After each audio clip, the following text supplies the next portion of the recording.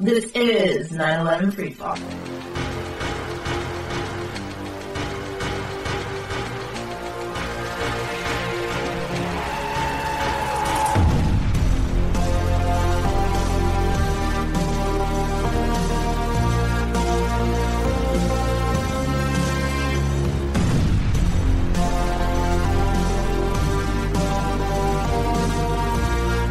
Good evening, ladies and gentlemen. Welcome to another episode of 9/11 Freefall. My name is Andy Steele, and I am the host.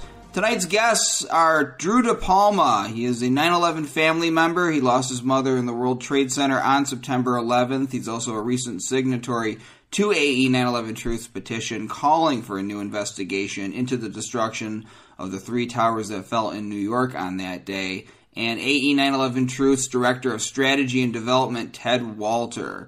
We're going to be talking about some of the upcoming actions that are going to be taking place around the Bobby McIlvaine Act. Of course, Drew is going to be telling his own story about why he signed that petition. So I'll be bringing that to you in just a few minutes. Before I play the interview tonight, I want to go over a few bulletins that went out from AE 9/11 Truth this week. The first one is called 9/11 Father Seeks Justice. And we've talked about this video in the past on the show before. We were raising money to put it together. Now it is out. It's 7 minutes long. If you haven't seen this video yet, I urge you, type it right into YouTube, 9/11 Father Seeks Justice. And on Facebook, it's getting a lot of views, a lot of shares, and definitely worth it. It's very powerful. Find it, like it, share it. But the bulletin talking about it reads, "Today we are tremendously pleased to announce the release of our Bobby McIlvaine Act video, which was made possible by the donations of hundreds of dedicated activists.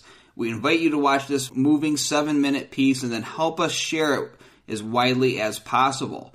Our goal is to bring awareness of the Bobby McIlvaine Act to millions of people who already support 9/11 Truth and drive thousands of them to our website where they can take action. Aside from this video being a powerful tool for mobilizing existing advocates, we believe it will be uniquely effective for communicating with audiences who are new to the subject." And I couldn't agree with that bulletin more. So again, you need to check that out. The other bulletin that went out this week, the subject line is Send AE 9/11 Truth into 2018 on a strong footing. Now this one begins, "Between now and December 31st, we at AE 9/11 Truth are holding a year-end fund drive to fill our small 2017 funding gap and start 2018 on a strong footing. The goal of this drive is twofold. Bring in $25,000 over the next 12 days and distribute 50,000 palm cards as gifts that supporters can use to raise awareness of the Bobby McIlvaine Act." And you gotta see these things. These are beautiful. The front of it has a picture of Bobby McIlvaine and his parents. It says, "The Bobby McIlvaine World Trade Center Investigation Act, a path to justice for the thousands who perished on 9/11. Contact your members of Congress at ae911truth.org/justice. And on the back of it, there's another picture of Bobby. It's got other pictures related to him and 9/11. It says, "It's time for Congress to launch a real investigation." It's got some bullet points. "Bobby McIlvaine was 26 years old when he lost his life while entering the North Tower of the World Trade Center on September 11, 2001. The Bobby McIlvaine Act, named after Bobby and championed by his father, Bob, would establish a select committee in the U.S. Congress to reinvestigate the destruction of all three World Trade Center towers." Third point, "The official investigation and reports by the National Institute of Standards and Technology, NIST, have been proven to be false and even fraudulent, ignoring, dismissing, and denying the available evidence." And the fourth bullet point says, "Architects and engineers for 9/11 Truth, a nonprofit organization representing some 3,000 building and technical professionals, is backing the act. Contact your representatives at ae911truth.org/justice." These things are available, and it's a great way to engage your community. Let them know what the Bobby McIlvaine Act is. Talk about him. Talk about the information the AE 9/11 Truth has been putting out for years. Get a dialogue going. Tell them that they can contact their congressman very easily by going to that website. Again, all they got to do is put in their zip code, their address, It'll generate an email that goes right to their congressman's inbox. There's other ways that they can get involved, too. They can download the materials from that site, go to their congressman's office, try to get a meeting. Even if you can't get a meeting, just bring it right up to the front door. There'll be a staffer say, I want you to hand this to the congressman when you see him next. It can be your local office. It doesn't have to be in Washington, D.C. They've got local offices in their districts. All of them do. And the materials are there for you. You can download them. You can make a $25 donation or more. And you can get 50 Bobby McIlvaine palm cards to hand out in your community. Sort of like glossy kind of like evidence cards that we sell. You can download it for free if you can't donate any money for that. And so it's right there. You know, you can print it out, get them, but the key is to take action. Do something small, a little bit, every day, every week, whenever you can. Put this in the minds of the American public. Put this in the minds of our legislators, and let's get the Bobby McIlvaine Act passed. All right, I'm going to play that interview for you in just a moment.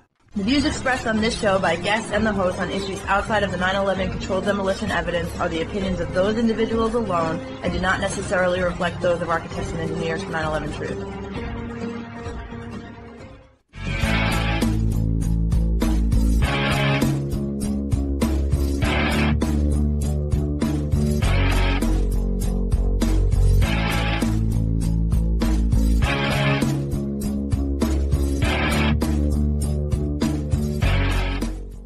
Drew DePalma runs an engineering firm that designs heating, cooling, and electrical and other types of systems, and is a recent signatory to AE 9/11 Truth's petition calling for a new investigation into the destruction of the 3 World Trade Center towers on September 11th. His mother, Jean C. DePalma, was one of 295 employees of Marsh & McLennan Companies who were killed on that day.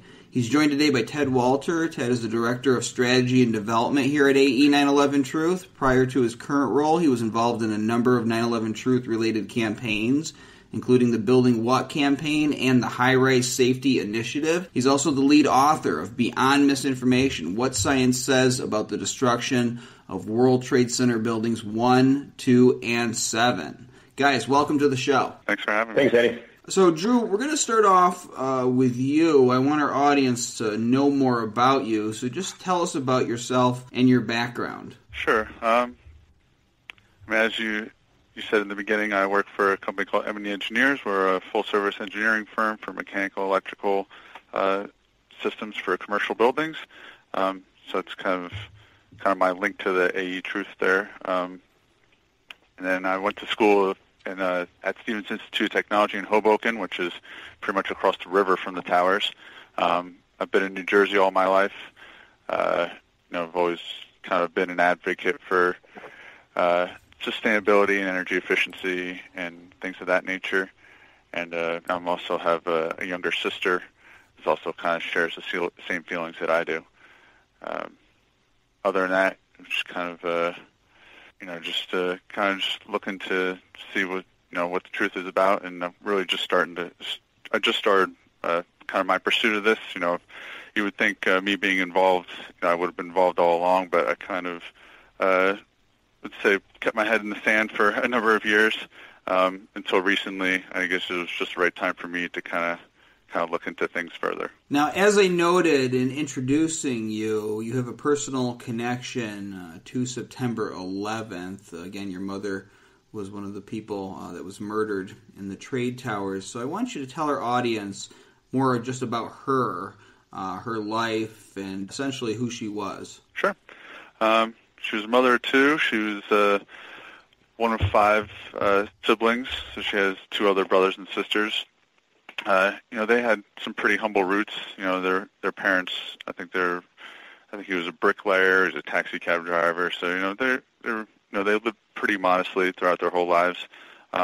She was the oldest of the 5, and she was always a real go-getter. She graduated college within 3 years, and then she quickly became a CPA, and pretty much rose through the ranks of her company, which eventually got taken over by Marsh & McLennan. She was a partner there. And she was a great mom as far as I can remember.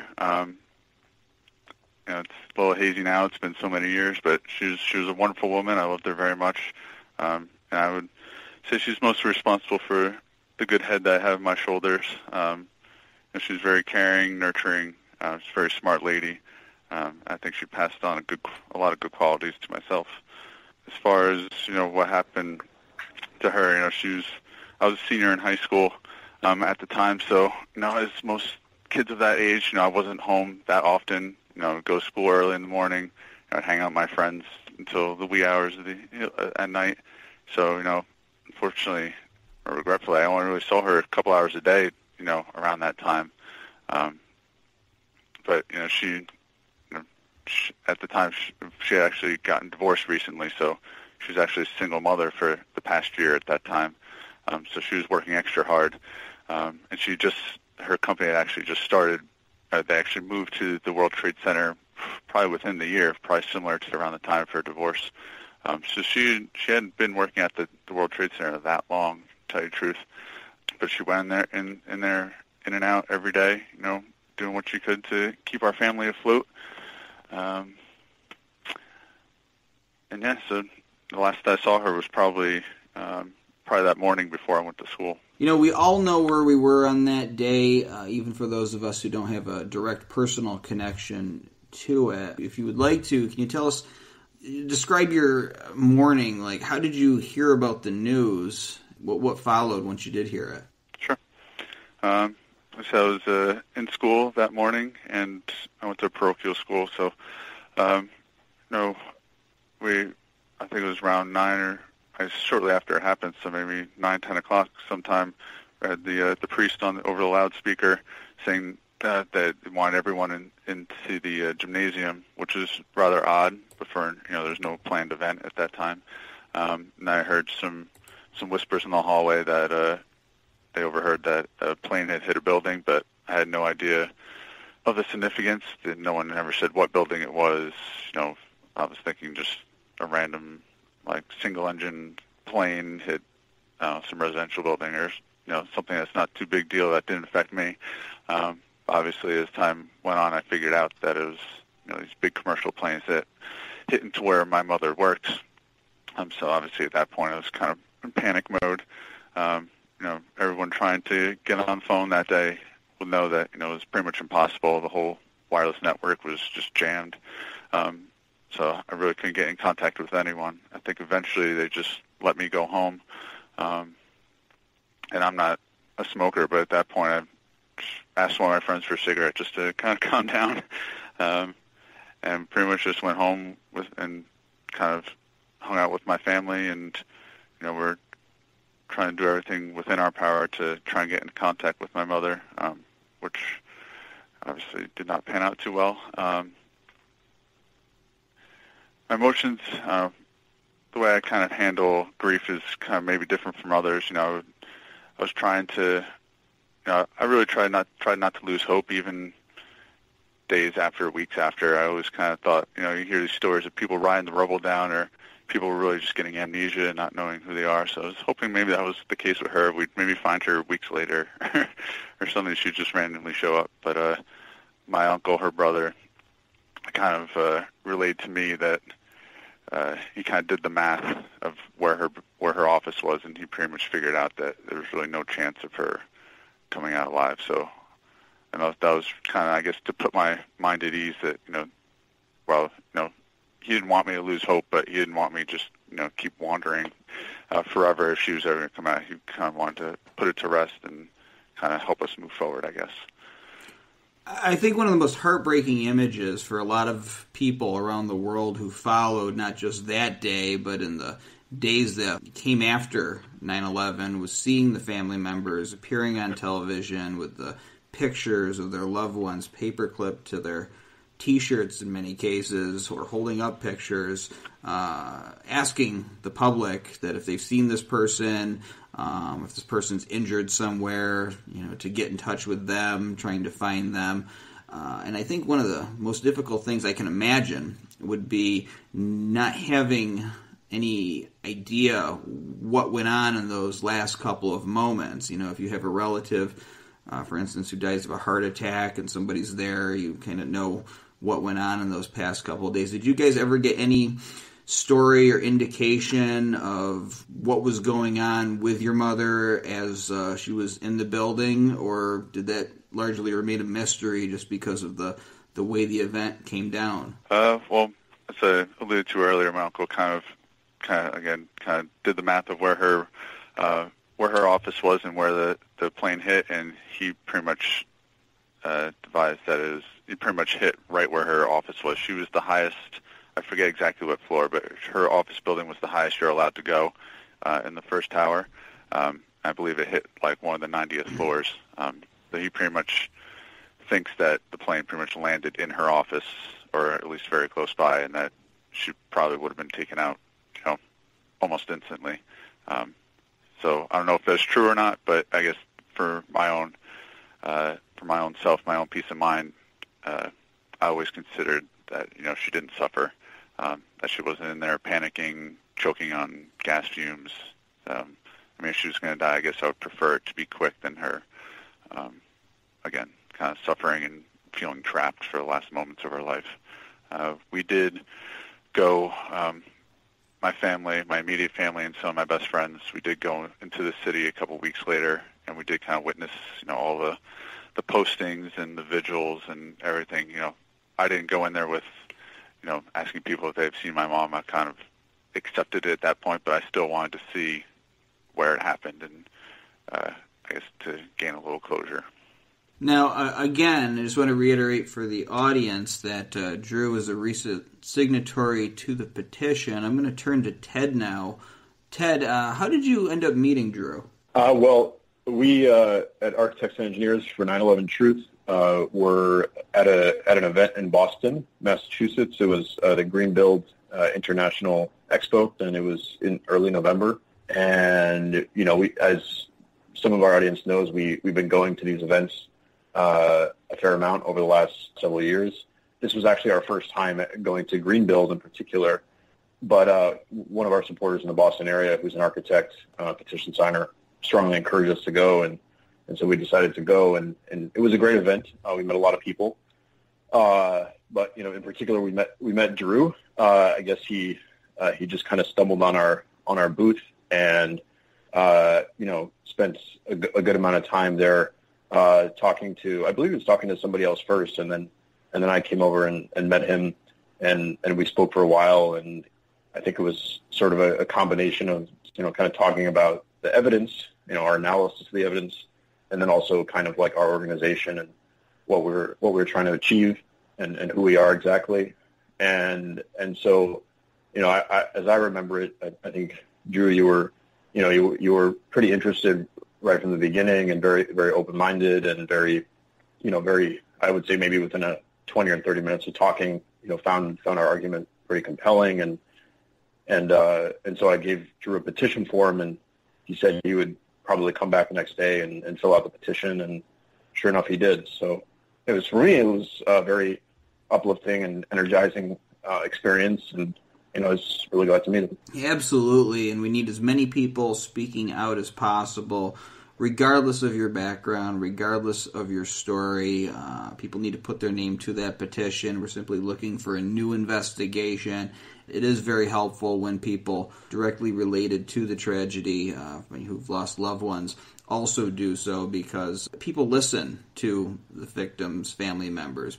Drew, I know before I subscribed to this, before I started actually looking at the evidence, I would hear people mumble about the way the towers came down, and it took a few different people actually bringing this up, and then a video that I caught on the internet purely by accident for me to even consider the idea that there was anything to the evidence of controlled demolition. Had you heard about this issue before? Questions about whether explosives were in the towers before you actually started looking into the evidence for yourself? I'll be honest, not really. I kind of heard a little bit about it, but for the better part of 15 years, I kind of kept my head in the sand and kind of accepted it a bit. For me, I guess that was my way of coping with it, was just kind of to just get away from it as much as possible.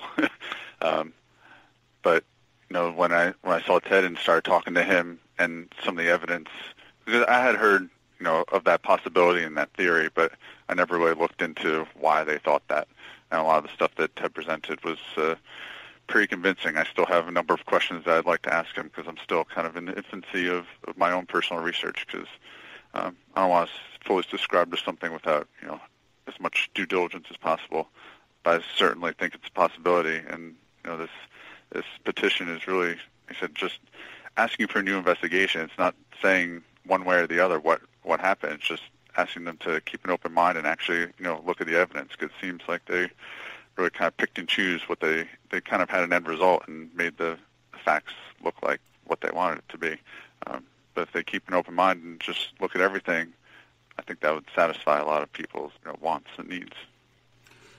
Something that I always say on this show, almost every show, is that 9/11 has had such an impact, not just on the families of the people who died that day, but on the greater world, from everything that spun off of it afterwards. It's still affecting our country to this day, so it's an important event, and if there's any serious questions about it, about why these towers came down, if there's any flaws in the official reports, which have been found and documented, they need to be addressed. And I consider that to be the most reasonable demand that any group can make, considering, again, all of the problems with the official reports. And your stance and your signing the petition and raising these questions just really highlights how this approach works. It's very inclusive, and it's the best way to reach out to as many people as possible.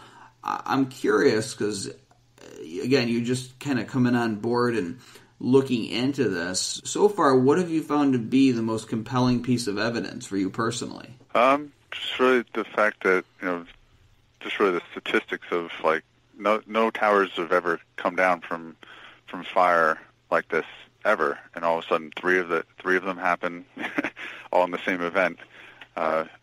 And some of the thermite, the temperatures of the structural steel would have needed to get to, just doesn't seem possible with the conditions that were there. And I also read something about building number 7 going to a free fall, which doesn't typically happen with an office fire, but it does happen with controlled demolition. So I'm very interested to see this study from the University of Alaska and see what they actually deduce putting all these things together, because I believe their study is even being reviewed by other people, so it doesn't show any favoritism towards maybe what their personal beliefs are. And I hadn't really heard too much about building number 7, so I think that's a big argument for the controlled demolition piece, because the way it fell and just the circumstances that I've kind of looked into thus far just doesn't seem, the official story just doesn't add up for me. No, it doesn't. Instinctively, a lot of people watch World Trade Center 7 come down, straight down, symmetrically, free fall acceleration, or 2.5 seconds of its 7-second collapse, and instinctively they know something is wrong with the story that we've been given. And when they actually look at the official story that we've been given, in some ways it's kind of a gift that NIST gave us, because it's so far-fetched that it's very easy to make people skeptical of it.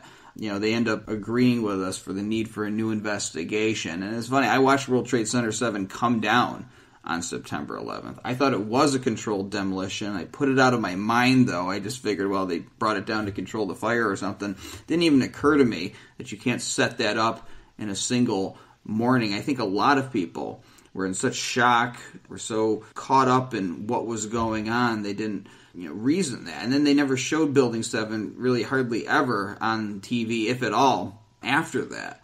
And so a lot of people don't even know that this building exists. Even engineers, structural engineers, a lot of them don't even know that this building exists. And you would think if this was the first time ever in history a steel frame high-rise collapsed just because of random fires, that this thing would be studied inside and out. They would want to know why this happened and try to keep it from ever happening again. But no, a lot of engineers, structural engineers, architects, people who should be educated just on the overall existence of this building don't even know about it.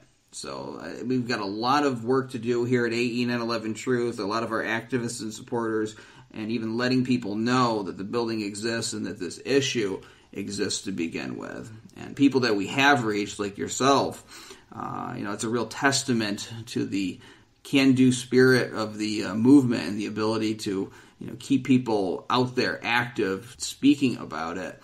Ted, I'm going to ask you, now first of all, I'm just going to take a slight move to the left here and ask you to tell us how Greenbuild went, because we haven't really covered it here on this show, but also too I want you to address why is it important for 9/11 family members who do have questions about the official story to come forward and be vocal about it. Sure.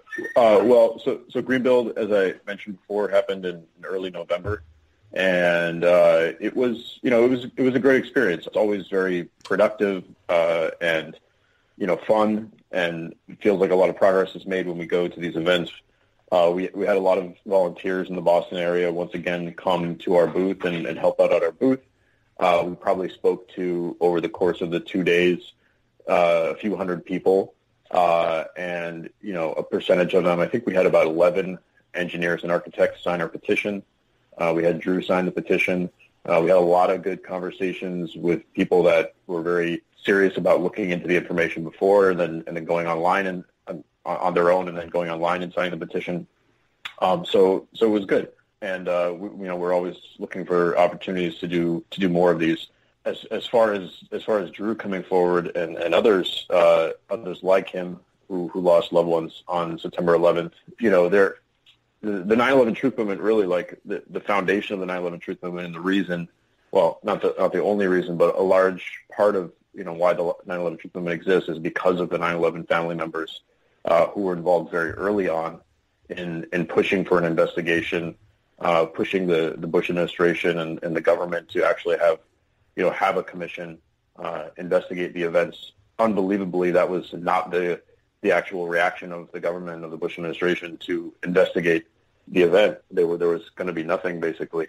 And so, talking sort of primarily about the Jersey girls, but as well, many others, they couldn't have done it by themselves either. And really, the Jersey girls and others and people like Bob McIlvaine were what really gave rise and what gave sort of moral legitimacy to the 9/11 Truth Movement. The Jersey girls, as well as many other family members, ended up being very critical of the 9/11 Commission and the findings of the 9/11 Commission. And at that point, I would say 2004 and onward was where the 9/11 Truth Movement really started to gain steam. Over the years, various family members have gotten involved and spoken out. Bob McIlvaine, who many of our listeners know, who has been at this point, very active for over 10 years, really, since the 9/11 Commission report was released. I think as far as Drew getting involved at this point, I think it's, first of all, very grateful that he's getting involved and speaking out, and I think that hopefully it points to a new development of younger 9/11 family members who maybe until this point didn't look into this either as a coping strategy or for whatever reason, maybe start looking into it and kind of leading, sort of a second stage of this pursuit of truth. A lot of the family members that were involved earlier on in the 9/11 Truth Movement have sort of moved on just because it was something that, they grew tired, or something that they didn't want to spend the rest of their lives fighting. And so maybe there will be an opportunity for the younger generation, people who lost either their parents or maybe a sibling, to get involved and become active in this journey. And that's the foundation and the sort of the moral legitimacy of all of this. Of course, 9/11 affected pretty much everybody, and it continues to have a lasting impact on our world. But the voice of the family members is really powerful and critical. Yeah, and there's so many different opinions in this country about what the role of federal government should be, but I think everybody would just about agree that one of the most important duties of the government is to protect the people from a foreign attack. And if you believe the official story, then that's what 9/11 would constitute. And you would also have to agree that the federal government failed. Again, if you believe the official story. So we deserve to have our questions answered, and the fact that 9/11 family members, who, as Ted said, were the first truthers, were the founding fathers, really, of the truth movement, had to fight and struggle and do extra work added onto their lives and all of their grief just to get a commission to happen, really shows first that they didn't want to investigate it, that they didn't want us looking into it too deeply, and it really shows the lack of accountability and responsibility of the officials that we trust to do their job right. I've never had a job in my life where if I screw up, whether or not I have to answer to someone is up to me, that somebody has to beg me to go talk about, what went wrong. And you see all the shenanigans that happened around the 9/11 Commission.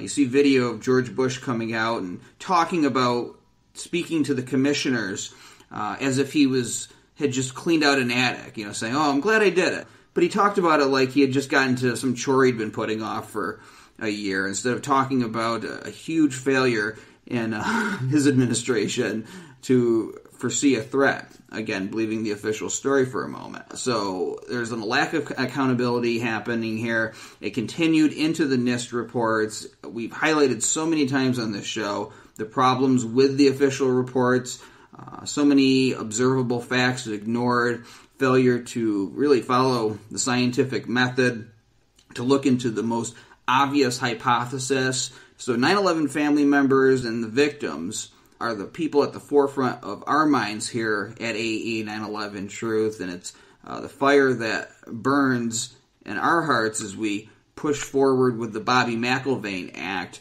And we've been doing some work on that, getting the word out to our supporters and to the greater internet about the act. And there was a video that just went out from AE 9/11 Truth. Ted, can you talk about that? Yeah, so on Sunday, earlier this week, we released a video called 9/11 Father Seeks Justice. And this was a video that we had, actually many of our supporters would know, started producing a couple months ago. And the goal really was to find a way to bring awareness of the Bobby McIlvaine Act to hundreds of thousands of more people. At this point, sort of the core 9/11 Truth movement, our supporters out there had sort of done their part and taken action and contacted their members of Congress.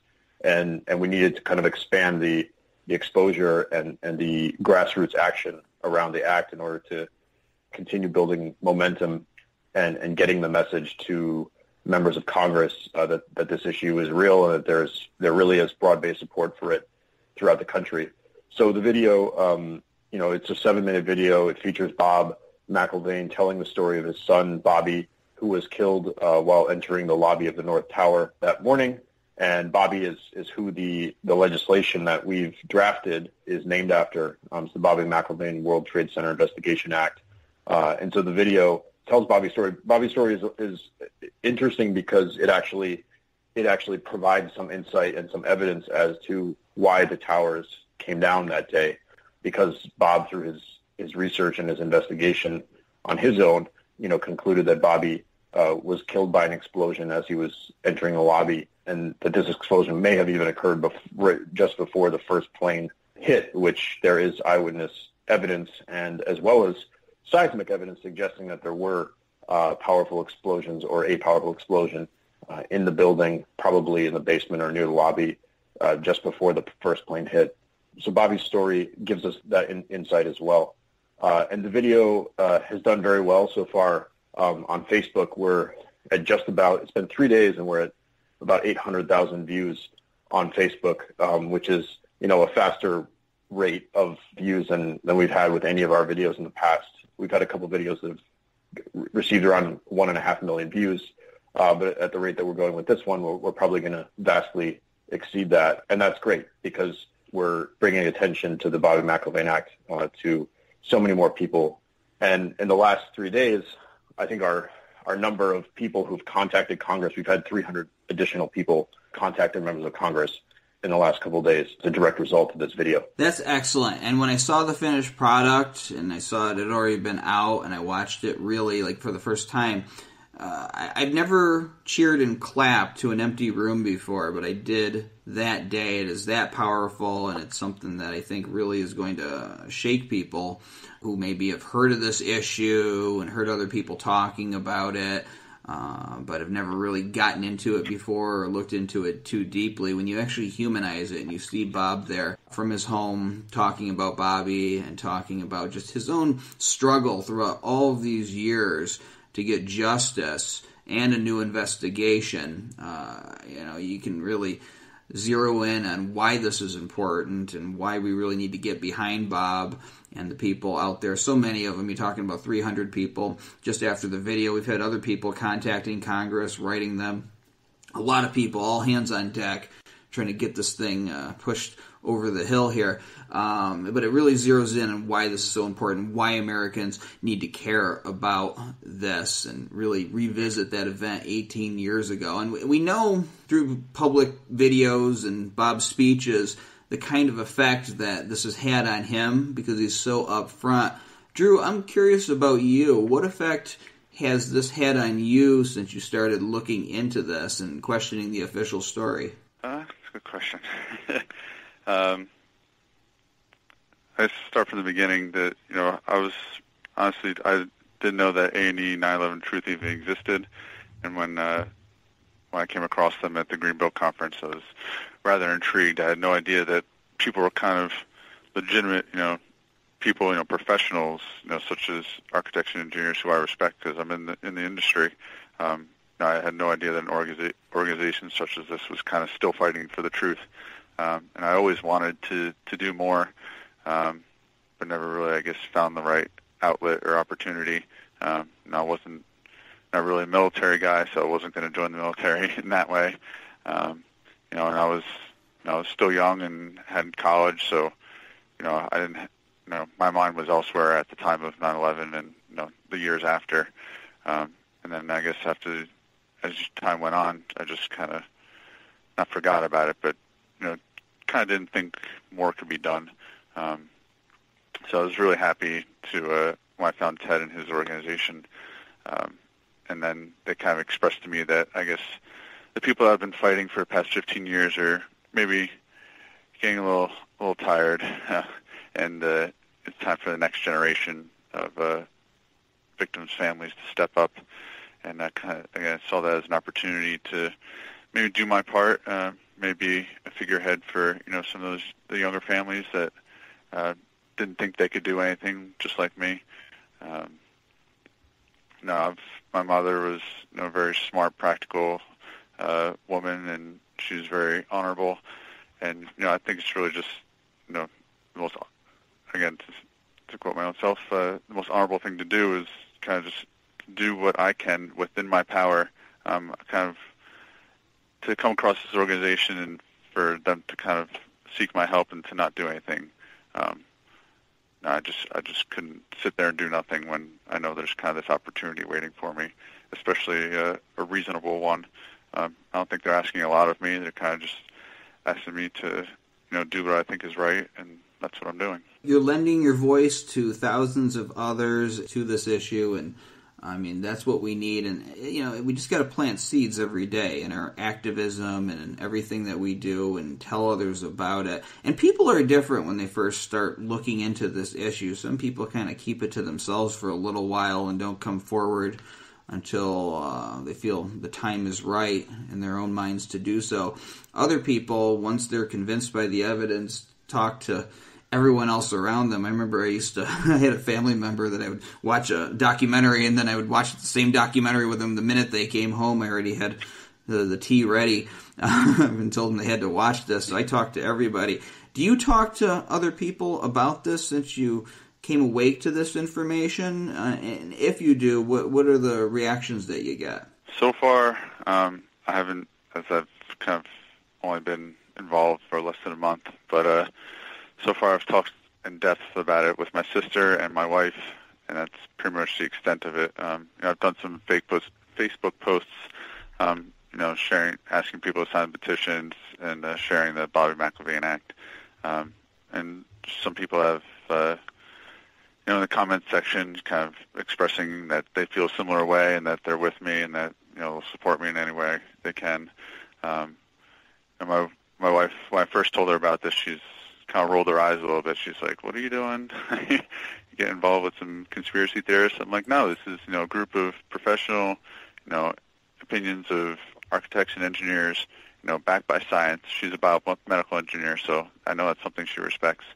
And when I started kind of giving her an overview of kind of the things I came across, it kind of opened her eyes as well. So she's definitely behind me. I haven't really told my mom's side of the family my involvement yet, but I don't see any reason why they wouldn't support my efforts. And my sister, she's also kind of intrigued by it all. She's not as scientifically minded as me, but she relies on me as kind of the big brother to kind of do what I think is right, and she fully supports me as well. Well, that's excellent. I'm really heartened by the fact that you've posted about the Bobby McIlvaine Act, and I see support coming from people that I would have never thought would like a video about the Bobby McIlvaine Act. I mean, people I just know personally who agree with me, but they don't get really involved. But they think this is a good idea, and I want to hear it from you, Drew. I mean, we've talked so many times on this show and at AE and in the bulletins that we put out about why the Bobby McIlvaine Act is important and why everyone needs to get behind it. But in your own words, why does this piece of legislation need to be passed, particularly if politicians, people in Congress, happen to be listening to this interview right now or in the future? In your own words, why do they need to get behind it? To put simply, the American people deserve to know the truth. I think it's a great injustice that they're trying to hide information from us when one of the greatest tragedies that ever happened. But I guess in their eyes, if they did do something at fault, it's probably going to be even a greater tragedy when the truth comes out of the amount of information they kept from the American people and how they kind of failed to protect us, which is really their main objective, which is, I think, kind of gotten lost over the years. Us trying to be a superpower. I don't agree with the USA being kind of the world police and kind of getting their hand in everything. I wish we could kind of keep to ourselves as a lot of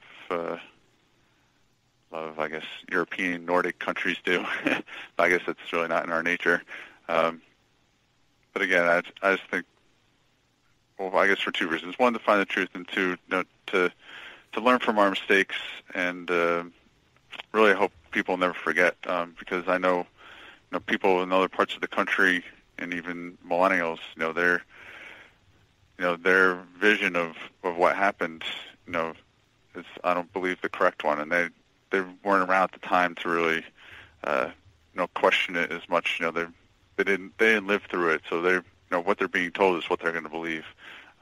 Same with people in other parts of the country. They didn't affect them as much, just like some of the hurricanes down south didn't affect me as much. I never really looked into what really happened down there and how the families were affected. I'm sure it kind of translates to people that aren't from kind of the Northeast. So in getting the real story out there for future generations and people around the world, really. Absolutely, I agree with you 100%. Obviously, I've talked before just about basic psychology. If you have families that are forcing kids to keep a secret, some bad secret, they may keep it, but it kind of manifests later into some very self-destructive behavior. There's some kind of abuse going on when people shove it way down. They can't really address it and all the ramifications of it until they acknowledge what really happened. And I see this happening as a country too. I see us on a bad road. I see the American establishment struggling, trying to keep a secret, making itself more distant from its people because they're afraid of addressing issues like this. And even though we've had some problems over the years and kind of gone off the rails a bit, I really believe that passing the Bobby McIlvaine Act and having a new investigation, acknowledging what really happened, would actually restore a lot of trust in the U.S. government and our officials once the initial shock of the truth wore off a bit. So I think it would make America a better place. That is my own personal view. That's why I get behind this so much. And we're going to be doing a lot more in promotion of the Bobby McIlvaine Act. We're going to be getting our supporters involved in the coming months, even more so, doubling down on our efforts. And I'm going to have Ted talk about that. One thing I know we're going to be doing, because I helped design it, is we're going to have a flyer coming out that our activists can hand out on the streets. Ted, can you talk about that? Yeah. So I just wanted to say one thing about quickly what you were saying before about, trust in government and what impact a new investigation would have. I really think that there is there's a fundamental, there's something really broken right now in our country, and in the world in general. And there's a deep-seated distrust of government. There's a deep-seated, sort of antipathy towards people that you disagree with. And I think I really, deeply believe that having a new investigation, getting the truth about 9/11, some people might see that as that would just totally destroy America's trust in its government and be traumatizing for our society. I really believe that it's the opposite, and I believe that if we're going to rebuild trust in the government and we're going to have a more positive society where there's real dialogue, and that this is not necessarily the only thing that needs to be done or the only way that can happen. But to me, I see this as a matter of rebuilding our country and our national culture, really. As far as the Bobby McIlvaine flyer, it's something that we just put out in the last few days. We wanted to give, all the activists out there, all the supporters, a way to raise awareness of the Bobby McIlvaine Act on the ground, whether that's, with your family or friends or sitting on the street corner handing out flyers.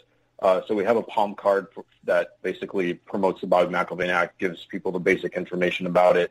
You can find it. You can get a look at it on the Bobby McIlvaine page of our website, which if you go to ae911truth.org /justice, again, ae911truth.org /justice. We just started our year-end fund drive, and we're trying to raise, our goal is to raise $25,000 in the last couple weeks of the year to, help us keep the lights on and keep us going into the new year. And so if somebody donates $25, we'll send you 50 palm cards of the Bobby McIlvaine Act to hand out. So really, it's if anybody is listening and you have $25 to spare, make a donation, and then you can also help raise awareness of the Bobby McIlvaine Act. That's right, and we have a goal of organizing more 9/11 family members as well. You want to share that with our audience? Well, it's sort of what we've alluded to earlier. One aspect of our advocacy in the coming year will be to build more support and more advocates among the 9/11 family members, both those who were involved at whatever point in the last 16 years, Jersey Girls and others. But also, as Drew spoke to, maybe younger family members. And, I think Drew, for example, he's intending to, as soon as he feels like he's fully, looked at all the information, meet with his member of Congress. Maybe we'll do a video with Drew. And then we're looking to grow that to other family members as well. Turning to Drew, something that we used to hear early on when we did our advocacy on this issue, by people who really didn't want to hear our message. Don't hear it so much anymore, but we used to hear it was, how dare you questioning this, asking questions about 9/11 is disrespectful to the victims and to the family members. And it seemed to be a conversation stopper when this statement got put out. I want to hear your thoughts on that. What do you have to say to people who claim that, questioning 9/11 is disrespectful to the family members and the victims? I think that's quite the opposite. If you have any respect for the victims, you would want to know the whole truth. I think it's certainly an injustice to kind of just accept things the way they are. I mean, everything should be questioned not just 9/11, but just in general. That's kind of what our country was brought up on. We're not subservient to anyone, and finding out the truth is, I don't see how that would be in any way disrespectful to 9/11 families. I could see maybe they didn't want, in the beginning, maybe didn't want to stir up feelings for the victims' families, just kind of, again, as Ted said before me, a coping mechanism to, as I kind of did, kind of just shut all that out and didn't want to hear about it. But now I think some time has passed and professionals have had time to give their opinions on the evidence. I think it's a real possibility that, what the media has been feeding us and the government is not the entire truth. I think it's anything but disrespectful to kind of proceed in this direction. I agree, obviously, and the 9/11 families and the victims in particular, I know, are a motivating factor for myself and for Ted. He's been involved with the family members for so long in different campaigns.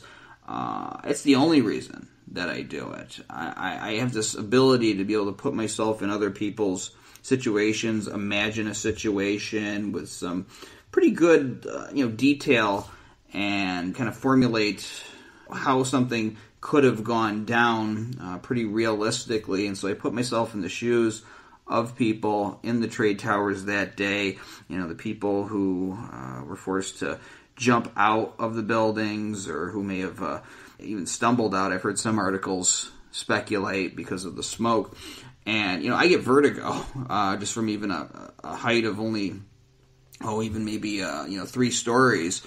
I can't imagine having to do something like that, or to not even know, what's happening to you as the building comes down. And so all I can imagine is that situation, those people, as we move forward with our activism, and the victims are at the forefront of our minds, and really the 9/11 Truth Movement's minds too. It's not that we're looking for some kind of problem here in America, it's that we have discovered it, and we want to right the course of our history. We want to be able to fix the problem and make things peaceful again. I mean, Ted pointed out the problems that we're facing right now, and people seem to be at each other's throats all of the time, and this is not good. And I think that shedding some light on this particular issue is going to do a lot of work towards fixing that. What do you have to say to engineers who may be considering signing the petition but might be hesitant? What advice do you have to offer them? Really just to look at the evidence, and I think it's any good engineer, always looks at the facts first and kind of pieces it together. Now I'm kind of a man of, or I guess kind of a believer in science and math, and when things don't add up, then that raises a red flag. So anyone that can look at this and not have questions is probably not a good engineer. And it's not to say that maybe controlled demolition didn't happen. Maybe they'll discover that the official story is somewhat true. But wherever it may be, it's definitely not the entire truth. And I think professionals with the the kind of architectural engineer background would agree that something's not right. And I also have friends that are in construction as well. Even a friend of a friend that was in the union that built the Freedom Tower, and he also kind of believes the viewpoints of the AE 9/11 Truth Movement. So for someone that was actually on site, building the next tower, it's kind of heard some things on the ground floor with high security clearances and things such as that nature. Actually, that story was brought to me about by posting one of the 9/11 Truth petitions that someone came out and told me about that. So, people in the industry, I think, ever since this past month, I've been talking to them kind of casually about the possibility of controlled demolition, and they actually agreed with me. I guess this is something that a lot of people have thought about before that I just didn't realize. Again, I think if they kind of look at the evidence with an open mind, I think they would also agree that there's a strong possibility that something else is afoot. And again, that's why we need the new investigation. That's why we need our members of Congress to pass the Bobby McIlvaine Act, and we're going to be doing a lot in the coming months to get our supporters involved. And Ted, I'm going to ask you, how can our supporters continue to help out, especially in the coming months, with making our congressmen aware of the Bobby McIlvaine Act and helping AE 9/11 Truth carry out its mission? The first thing I want to say is, especially for many of us who question the official account of 9/11, it's really easy to think that there's just no way that the government's ever going to open a new investigation, and that the idea of reaching out to Congress, to your members of Congress, seems like the most futile thing to do. But I really think that, first of all, we shouldn't expect for this to happen overnight, right? But the reason that we started the Bobby McIlvaine Act campaign is because we have to get this message out there in sort of a deep sense. We have to get this idea on people's minds. We have to plant these seeds, as you mentioned before, everywhere. And in time, as we continue to push, those seeds can start to grow. And then maybe when there's this moment, maybe there's some new evidence that comes to light. Maybe there's a whistleblower. Whatever it may be, all the work that we are putting in now really has a serious chance of paying off. And it has to be our representatives, our people in government. They have to be aware of where we stand right now. We have to channel it's amazing how many people are out there that agree that the official story is not true, that we need a new investigation, that support it. And we have to channel that. We have to convert that into real advocacy with Congress, and there is a good chance that it will pay off. As we've already been doing for the last few months, we've been asking supporters to contact our members of Congress. We've had, at this point now, over 2,000 people, 2,100 people do that. We need that to keep happening. So you can go to the Bobby McIlvaine Act page and email your member of Congress, or your 3 members of Congress, your representative, and your 2 senators. And we want to see that number get into the tens of thousands, of course, and eventually into the hundreds of thousands and the millions. In the near future, as soon as the video on Facebook reaches 1 million views, or shortly thereafter, we are planning to do, a quick email campaign. Email your member of Congress the link to the Facebook video. Tell them, look, it's got 1 million views. There's broad support for a new investigation. And if every senator, if the staff of every senator is getting like 30, 40, 50, or 100, or however many emails saying, look at this, they're going to watch the video. Maybe the senator won't watch it, but if every member of their staff watches it, that has an effect, right? So we're going to be doing that, and that's happening pretty soon because we've got 800,000 views now. In the new year, we're going to basically start phone campaigns, which, Andy, I think you're going to be the primary person organizing those. So we're going to do targeted call-in campaigns to targeted members of Congress, especially ones that we think are maybe more likely to support the act. So we want everybody to be ready for that and be ready to get involved. As you know, I like calling congressmen on the phone, and there may be people out there, you maybe dealt with one congressperson and that person wasn't very receptive, but you can't let that sour you to the idea of reaching out, because every person is different. I find this in dealing with different congressional offices, and one person may not be receptive, but one other office may be more receptive. If we keep on pushing, if we keep on planting these seeds, and we keep on letting our members of Congress know that this act exists, that this issue is not going to go away, at some point they're going to have to come up with some kind of response. And eventually, if we keep on doing it, they're going to come to the realization that the best response is simply to have the investigation and get at the truth. Guys, we are out of time, but I want to thank you so much for coming on 9/11 Freefall tonight. Thanks a lot for having me. Thanks, Eddie. This program is on every Thursday night on No Lies Radio at 10 o'clock Eastern, 7 o'clock Pacific. You can also keep track of the archives by going to 911freefall.com. This is Andy Steele saying have a great week and good luck.